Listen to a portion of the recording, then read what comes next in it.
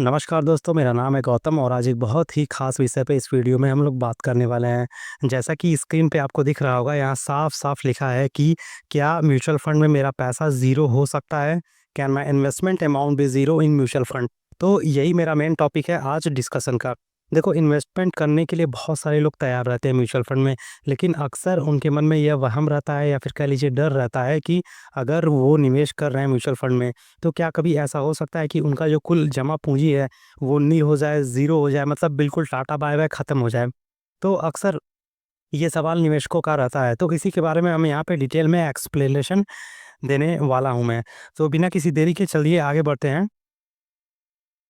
तो basically mutual fund में अगर देखा जाए तो 3 मेन कैटेगरी होता है जहाँ पे लोग निवेश करते हैं। होने को बहुत सारी अदर कैटेगरी भी हैं, लेकिन मोटे तौर पे एक आपका लार्ज कैप होता है, एक मिड कैप होता है, एक स्मॉल कैप। यही 3 इन्वेस्टमेंट का तरीका होता है मेनली। इसके अलावा gold investment fund of fund भी होते हैं, ईएलएसएस, जिसे हम टैक्स सेविंग फंड कहते हैं, ये सब भी होते हैं। लेकिन मैं यहाँ पे चीज़ों को समझाने के लिए यही 3 कैटेगरी लेके चल रहा हूँ।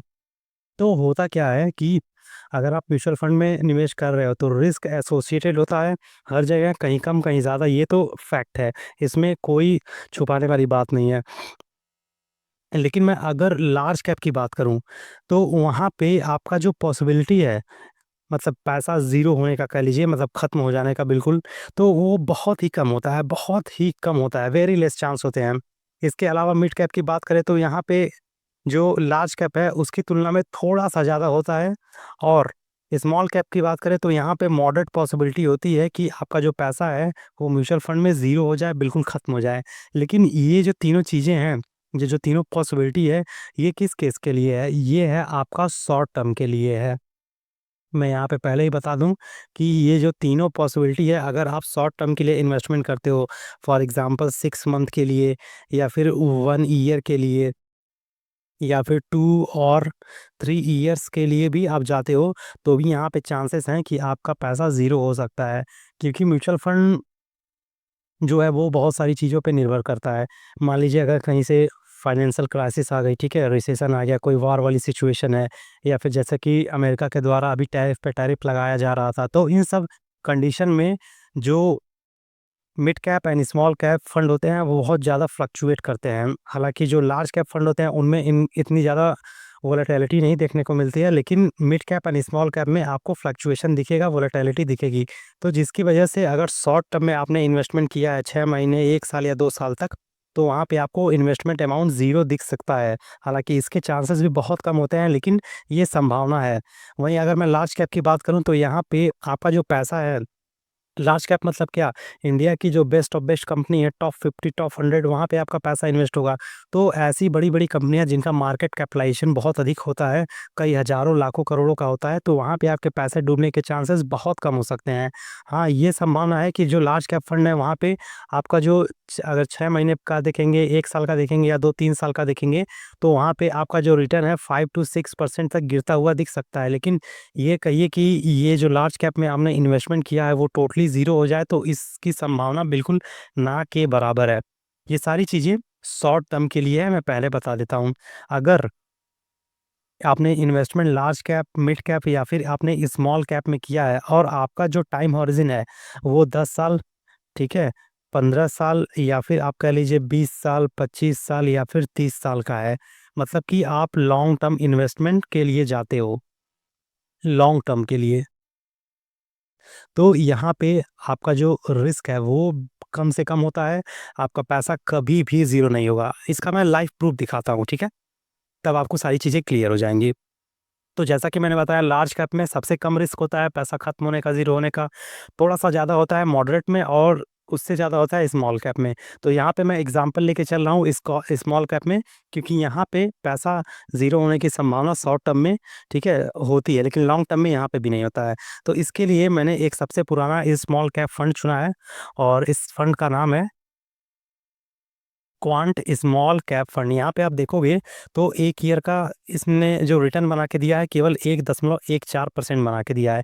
वही मैं यहाँ पे आपको बता रहा था कि स्मॉल कैप फंड की अगर आप देखोगे तो अगर 1 साल के लिए आप इन्वेस्टमेंट कर रहे हो, 6 महीने के लिए, 2 या 3 साल के लिए कर रहे हो, तो यहाँ पे आपका जो इन्वेस्टमेंट अमाउंट है वो बिल्कुल जीरो या फिर स्टेबल या फिर माइनस में भी जाता हुआ दिख सकता है, लेकिन लार्ज एंड मिड कैप में ऐसा नहीं होता है। वहीं अगर 3 साल का देखेंगे तो 28.07% का रिटर्न है, 5 साल में 48% के आसपास इसने रिटर्न कुल बना के दिया है, और 10 साल का रिटर्न देखेंगे तो 19.16% का इसने रिटर्न ऑन एन एवरेज बना के दिया है। और जब से यह फंड स्टार्ट हुआ है, मतलब कि अगर ये इस फंड का अपडेट देखोगे तो 1996 में यह फंड स्टार्ट हुआ था, और अभी तक इसे 28 साल 5 महीने हो चुके हैं। मतलब कि 2.5 साल के बाद ये लगभग लगभग 30 साल का हो जाएगा, मतलब 30 साल पुराना फंड है, और तब से इसने जो रिटर्न बना के दिया है वो 12.77% बना के दिया है। तो यहाँ से एक चीज़ें क्लियर हो जाती हैं।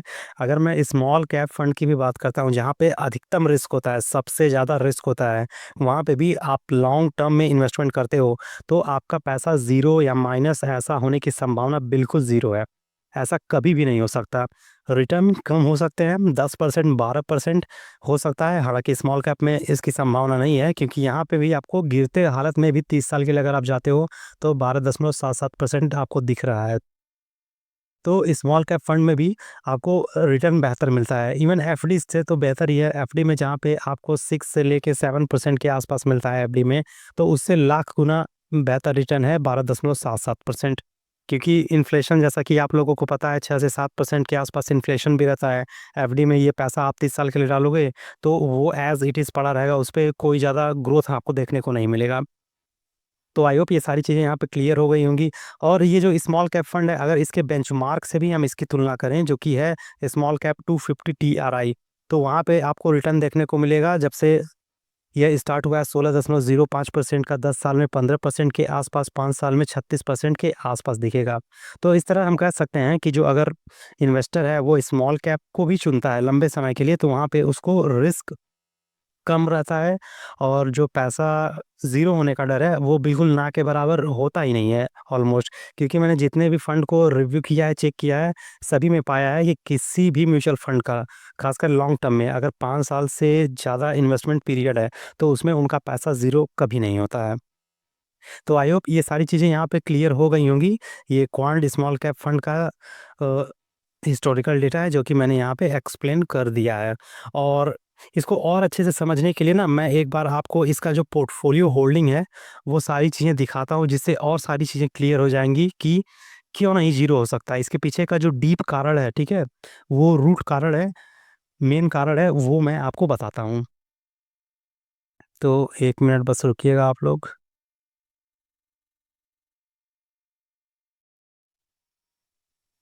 कहाँ गया?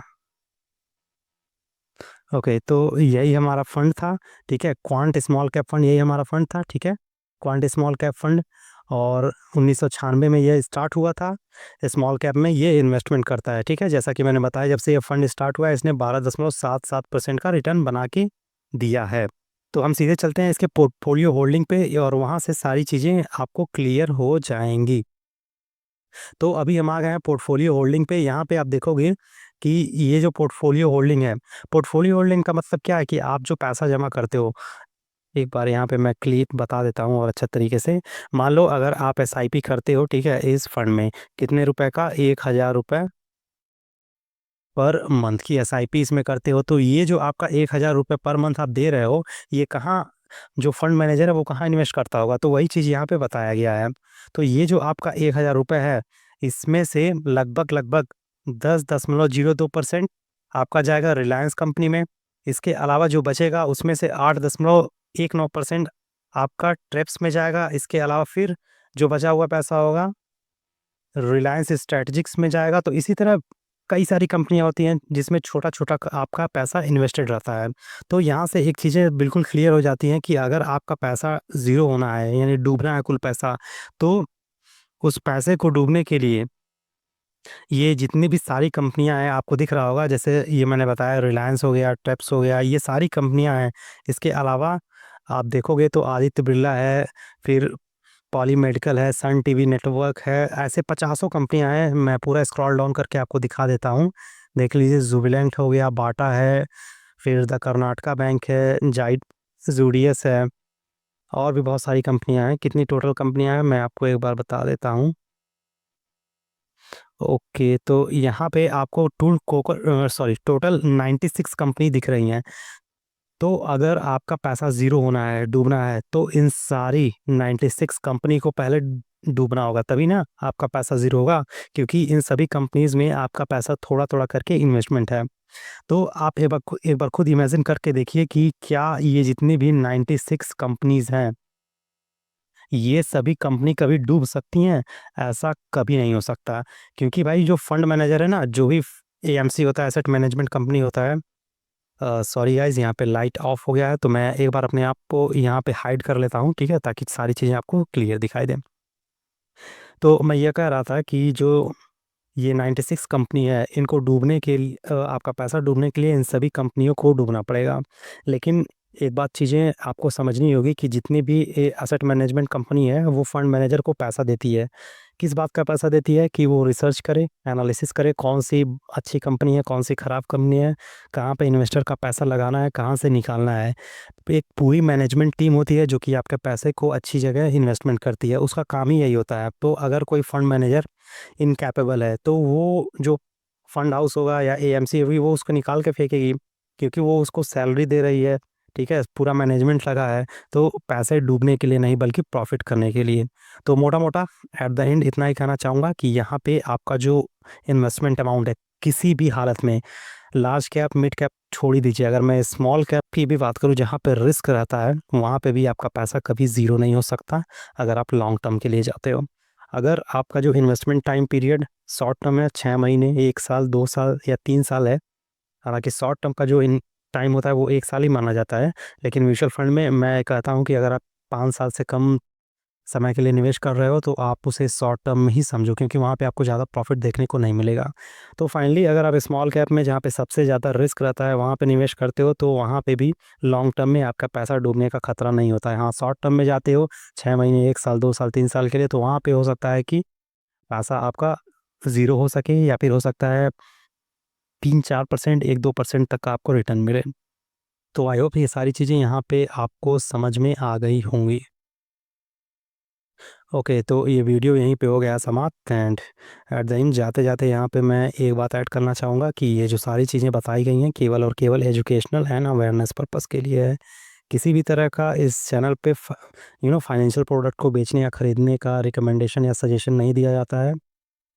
अगर आपको निवेश करना है, तो खुद से रिसर्च कीजिए। आपके जो भी पर्सनल एडवाइज़र होंगे फाइनेंस के, उनसे डिस्कस कीजिए कि आपको निवेश करना चाहिए कि नहीं करना चाहिए तो क्यों करना चाहिए, नहीं करना चाहिए तो क्यों नहीं करना चाहिए। ये सारी चीज़ें डिस्कस करके खुद के रिस्क पे निवेश करना है। कोशिश करिए कि लंबे समय के लिए निवेश करिए, 10 साल, 15 साल, 20 साल, तब आपको पावर ऑफ कंपाउंडिंग का अच्छा खासा इम्पैक्ट देखने को मिलेगा आपके पोर्टफोलियो पे। तो फिर मिलते हैं नेक्स्ट वीडियो में, तब तक के लिए जय हिंद, जय भारत।